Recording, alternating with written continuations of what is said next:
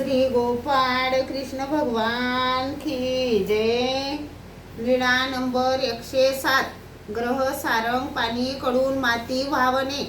ग्रह सारंग पाणी सर्वज्ञांच्या दर्शनाला आले। सर्वज्ञांचे दर्शन झाले। मग सर्वज्ञांजवळ दोन्ही पाय मुडपून बसले। तेव्हा त्या ठिकाणी माती काम होत होते। सर्वज्ञांनी भट्टोबासांना इशारा केला आणि भट्टोबासांनी त्यांची मांडी मोडली। भट्टोबास म्हणाले, उठत नाहीस, बसून काय राहिला, चल माती वाहू लाग, बरे हाय येतो। श्री जगन्नाथ असे म्हणत उठले। भट्टोबास मातीचा गोळा करून देत ते श्री जगन्नाथ असे म्हणत घेत, श्री जगन्नाथ असे म्हणत ठेवत, पुन्हा श्री जगन्नाथ म्हणतच घेत।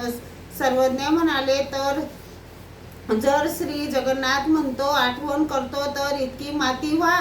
मग सर्व माती वाहिली। मग सर्वज्ञ म्हणाले, आता गंगेवर जा। मग भट्टोबास मुख्य करून गंगेवर गेले, आंघोळ केली। मग ग्रह सारंग पाणी गेले। श्री गोपाळ कृष्ण भगवान की जय।